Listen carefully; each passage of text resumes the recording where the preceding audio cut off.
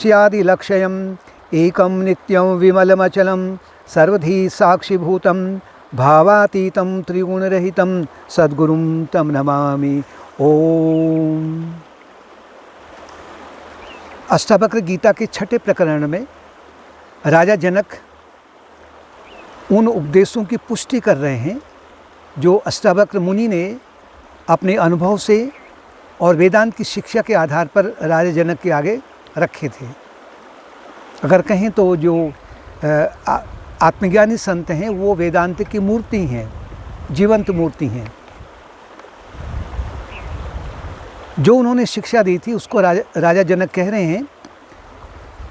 जनक उवाचो आकाश वदन्तो अहम घटवत् प्राकृतं जगत इति ज्ञान तथैतस्य नित्यागो न ग्रहो लयः।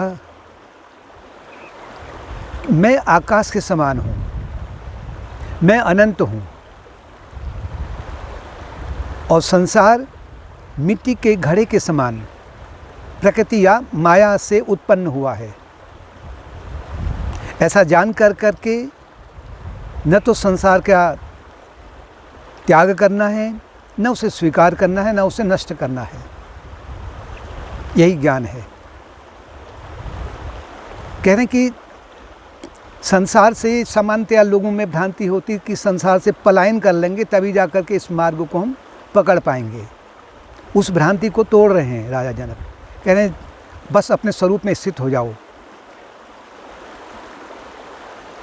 अष्टावक्र मुनि के जो अमृत वचन हैं उनका आनंद लेकर करके राजा जनक मुनि के कथन की पुष्टि कर रहे हैं, उनको प्रामाणिक मान करके कह रहे हैं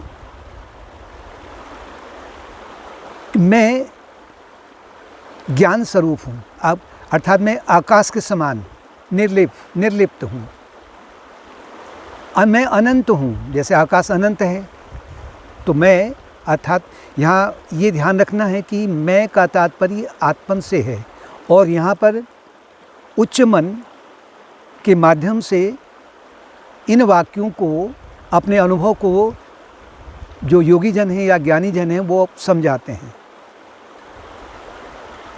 क्योंकि उस आत्मा का वर्णन करने के लिए किसी वाणी की आवश्यकता होती है, मन की आवश्यकता होती है और बुद्धि की आवश्यकता होती है।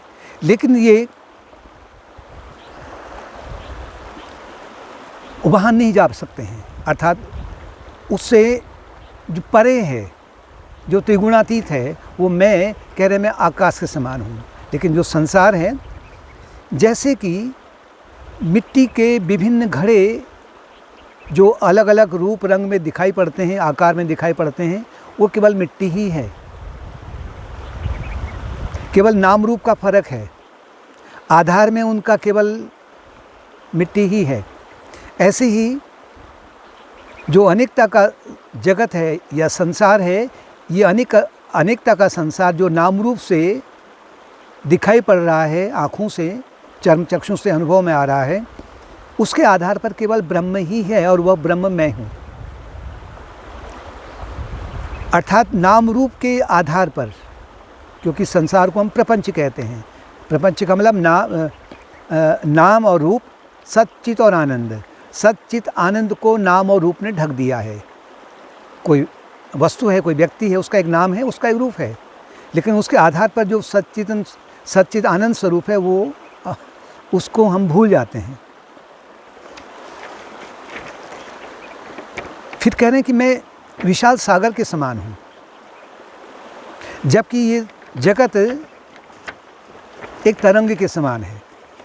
उसी सागर से तरंग उठती है और अपना खेल खेलने के बाद में उसी सागर में समा जाती है। ठीक ऐसे ही ब्रह्म रूपी सागर से संसार रूपी अलग अलग जगत उत्पन्न होते हैं और उत्पन्न होने के बाद में उसी में समा जाते हैं। यानी सृष्टि की उत्पत्ति हुई, उसका पोषण भी वही सागर करेगा और लय भी सागर में ही हो जाएगा। ऐसा जान करके मुझे कुछ स्वीकार अस्वीकार करना नहीं है या किसी को नष्ट करना नहीं है। यानी जगत को जो ये दिखाई पड़ रहा है क्योंकि इसके आधार पर ब्रह्म ही है, तो इसे मैं स्वीकार भी नहीं करता हूँ, अस्वीकार भी नहीं करता हूँ, इसे मैं नष्ट भी नहीं करता हूँ, अपने स्वरूप में स्थित हो जाता हूँ, हो गया हूँ। राजा जनक अपने अनुभव को अष्टावक्र मुनि के सामने बता रहे हैं और कह रहे हैं यही ज्ञान है, यही ज्ञान का तात्पर्य है कि ये जो परम शांति है वही आत्मन है, वही ब्रह्म स्वरूप, वही ब्रह्म है। सागर की ओर अगर हम देखते हैं तो दो प्रकार की दृष्टि है ना, एक तो लहरों को देखते हैं और एक सागर को देखते हैं। जब लहरों में दृष्टि जाती है तो लहरों में उलझ जाता है व्यक्ति, मन उलझ जाता है। लेकिन जब लहरों से जो नाम और रूप लहर का है उससे अगर हम आधार पर चले जाएंगे तो सागर ही है, केवल उमड़ घुमड़ रहा है। अहम वा सर्वभूतेषु सर्वभूतान् यथोमयि इति ज्ञान तथैतस्य न त्यागो न ग्रहो लयः। कहते निःसंदेह में सभी भूतों में, सर्वभूतेषु सभी प्राणियों में मैं विद्यमान हूँ और सभी मुझ में विद्यमान हैं। जैसे आकाश, सभी बादलों में, ये बादल हो, इंद्रधनुष हो, कोई भी आकाश में है तो उसमें वो आकाश में ही विद्यमान है, उनमें आकाश विद्यमान नहीं हो सकता है। लेकिन जो कुछ भी अनुभव में आ रहा है वो आकाश में विद्यमान है। बादलों के अगर हम देखें तो उसके पूरब है, पश्चिम है, उत्तर है, दक्षिण है, आगे है, पीछे है, नीचे है, ऊपर है, सब चारों ओर से वो बादल आकाश ने उसको अपना आधार दिया है, समाया हुआ है वो आकाश में। ऐसे ही जितने भी प्राणी हैं, सर्वभूतेषु सर्वभूतान यथोमयि, जितने भी प्राणी हैं, जीव जितने भी हैं, किसी भी योनि में हो, वो मुझ में ही हैं, मुझसे परे नहीं हैं। जैसे सागर से लहर परे नहीं है, सागर के एक एक जो लहर है, लहर के एक एक बूंद में सागर समाया हुआ है। ऐसा जान कर करके इस स्वरूप में स्थित रह करके, शांत रह कर करके, न तो मुझे इस संसार का न तो त्याग करना है, न इसे स्वीकार करना है, न इसे नष्ट करना है। और कह रहे हैं यही ज्ञान है। आकाश में नीलापन दिखाई पड़ता है,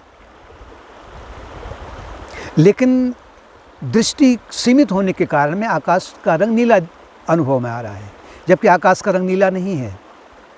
ठीक ऐसे ही अप्रबुद्ध दृष्टि या अज्ञान के कारण में आत्मा इस संसार के रूप में दिखाई पड़ता है, या कहें शरीर अगर कहें तो शरीर को ही आत्मा मान लेते हैं, अप्रबुद्ध मन के कारण या दृष्टि के कारण में। सभी तरंगों का आधार कौन है? सागर है। आकाश में जितने नीले टुकड़े हैं उनका आधार कौन है? आकाश है। जितने भी सिनेमा घर के पर्दे में जो भी चित्र वगैरह घूमते हैं उनका आधार कौन है? पर्दा है। पर्दा नहीं होता तो वो सिनेमा नहीं आ सकती उसमें। इसी प्रकार सब कुछ ये आत्मस्वरूप है, ऐसा राजा जनक अपने अनुभव को, जो अष्टावक्र मुनि के अमृत वचन थे, उनको पुष्टि करते हुए उनके सामने विनम्र भाव से कह रहे हैं, अपने अनुभव को बता रहे हैं।